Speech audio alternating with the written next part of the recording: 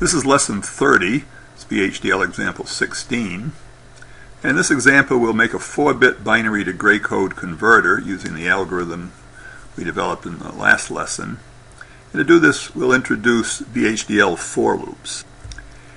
Remember from the last lesson, this was the algorithm to convert any binary number to the corresponding gray code. You remember you copied the most significant bit, and then for each smaller bit, the GI was just BI plus 1 exclusive OR with BI.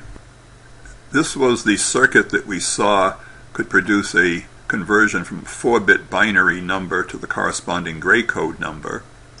And this was the algorithm that we wrote in terms of this for loop. Now this suggests that we might be able to use a VHDL for loop to generate this circuit. And this turns out to be the case, and let's take a look at how we can do that. Well, here is the VHDL program to do it. The input B, in this case, is just 3 down to 0, B3, B2, B1, B0. And the output G is also 3 down to 0. And using the algorithm that we developed, we can just write G3 is B3, gets B3. And then we use this for loop. And this is a VHDL for loop. It looks a little funny, but this is the way it works.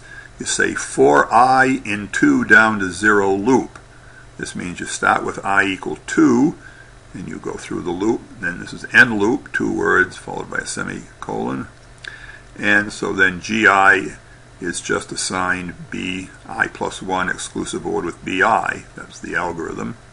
So the second time through the loop, I will be equal to 1, and then the last time I is equal to 0, and that's the termination. So it generates this. Now, what's interesting to note is that this is the hardware that gets generated. Remember, this for loop is a VHDL for loop, and remember VHDL is a hardware description language, so we're generating hardware.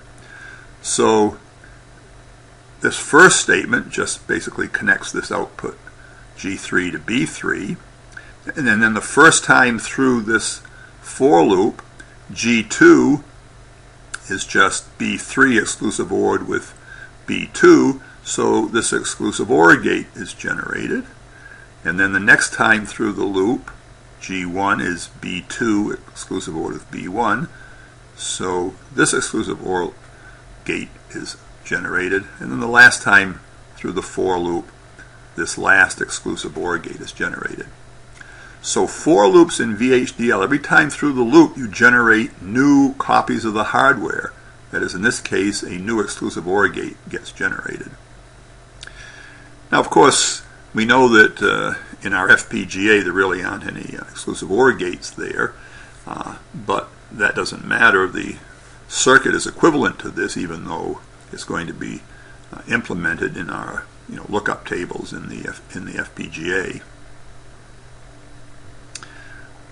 Okay, let's look at the see if this works. If you simulate that, you'll see that in fact if we make the binary input go from 0 to F, then the gray code goes 0, 1, 3, 2, 6, 7, 5, 4, C, D, F, E, A, B, 9, 8, which if you check back you'll see that's exactly the gray code that we had for our 4-bit binary number.